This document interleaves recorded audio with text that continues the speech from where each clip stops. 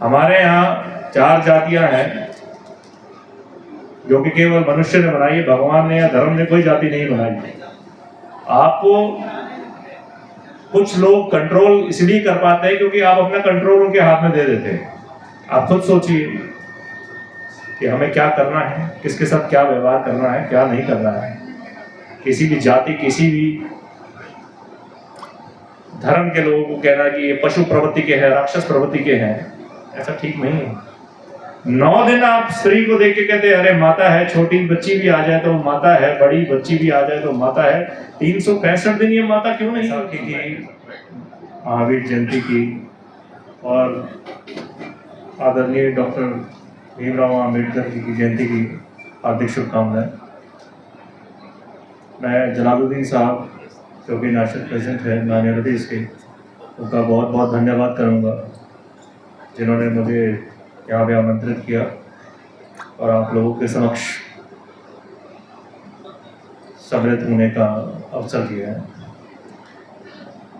जैसे कि मोहतरमा अग्रवाल जी ने बताया कि बैसाखी का जो त्यौहार है वो पंजाब और हरियाणा के लिए बहुत ही खुशहाली का त्यौहार है, पर ये त्यौहार मैं मानता हूँ पूरे भारत के लिए है, क्योंकि हमारे यहाँ पे जितने भी त्यौहार हैं, चाहे वो ईद है, दिवाली है, बैसाखी है, क्रिसमस है, वो हम सारे मिलके ही बनाते हैं।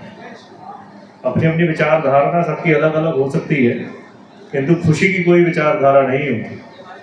खुशी में सबको सम्मिलित होना बहुत आवश्यक भी है, अच्छा भी है और होना भी चाहिए। भारत साधु समाज एक ऐसी संस्था है जो शायद कुछ लोग अवगत हों या ना हो।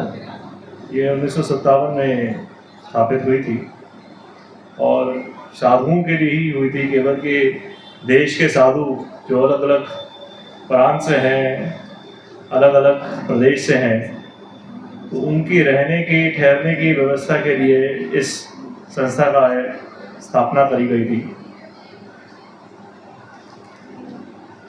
मैं भारत साधु समाज का अध्यक्ष होने के साथ साथ सारे संत समुदाय का भी अध्यक्ष हूँ और मेरे अपने जो विचार हैं, जो विचारधारा है, उसमें हम हर एक धर्म का, हर एक मज़हब का, हर एक जाति का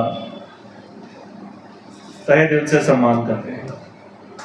मैंने अभी कुछ दिन पहले एक इंटरव्यू में एक बात कही थी कि हमारे को राम से अवगत जिसने कराया, हम उसको नहीं पूछते। राम भगवान का तो हम सब स्मरण करते हैं और करना भी चाहिए। जिन्होंने हमें भगवान श्री राम से, सीता माता से, लव कुश से, महाराज बजरंग बली जी से अवगत कराया, आज बड़ी विडंबना है कि हम श्री राम को तो स्मरण करते हैं किंतु वाल्मीकि महाराज का स्मरण नहीं कर पाते, उनके वंशजों का सम्मान नहीं कर पाते। हमारे यहाँ 4 जातियां हैं जो कि केवल मनुष्य ने बनाई है, भगवान ने या धर्म ने कोई जाति नहीं बनाई।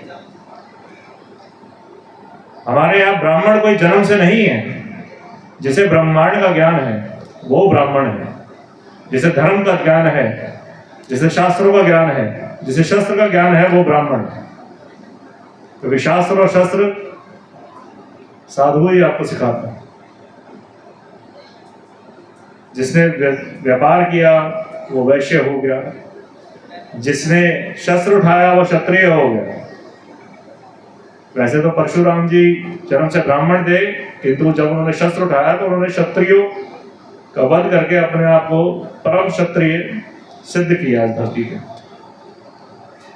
उसी प्रकार से जो चौथी श्रेणी है हमारी जाति की, जिसे हम शूद्र कहते हैं, वो बड़ी विडंबना है कि हमें शूद्र बताया गया, जबकि वो शुद्ध जाति जो आपका गंध साफ करती है, आप नहीं कर पाते, उसमें पूजनीय है या धुतकार के लायक है, या आपको निर्णय लेना है, अपनी सोच को बदलना है।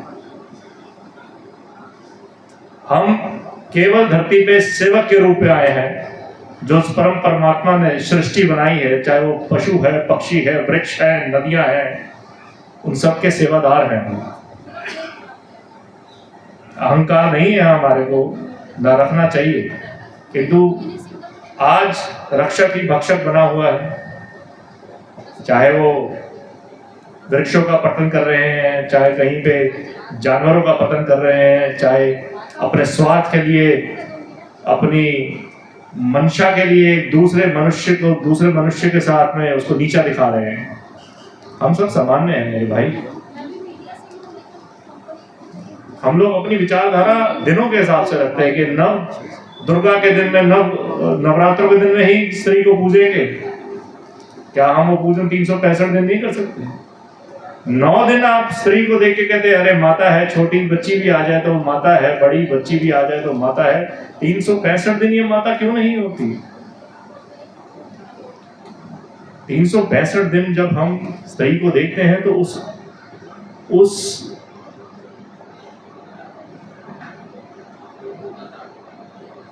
धर्म के अनुसार, उस इज्जत देने के अनुसार, सम्मान देने के अनुसार हम क्यों नहीं देखते होंगे? और रही बात, मेरा ये मानना है और मैं साधु संतों को भी ये समझाता हूं कि कोई भी धर्म किसी को एक दूसरे के प्रति घृणा करने का कहीं भी उपदेश नहीं देता।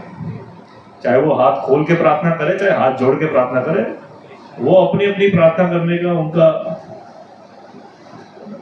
राइट है, उनका अपना एक अपनी सोच है। उस पर हम एक दूसरे के ऊपर टिप्पणी देने वाले कोई नहीं है। अगर देखिए हम लोग ही प्रेम को एक दूसरे के साथ बांध के चलेंगे तभी ये देश आगे बढ़ेगा। आपको कुछ लोग कंट्रोल इसलिए कर पाते हैं क्योंकि आप अपना कंट्रोल उनके हाथ में दे देते हैं। आप खुद सोचिए कि हमें क्या करना है, किसके साथ क्या व्यवहार करना है, क्या नहीं करना है। किसी भी जाति, किसी भी धर्म के लोगों को कहना कि ये पशु प्रवृत्ति के हैं, राक्षस प्रवृत्ति के हैं, ऐसा ठीक नहीं है। प्रवृत्ति हमारे अंदर होती है, प्रवृत्ति पवित्रता से होती है। जितने आप पवित्र होंगे उतनी आपकी पवित्र प्रवृत्ति होगी। जैसा अन्न वैसा मन, जैसा मन वैसा तन। तो आपको ये निर्णय लेना है कि आपने क्या सोच रखनी है और क्या सोच आगे भविष्य में मनुष्यों को देनी है।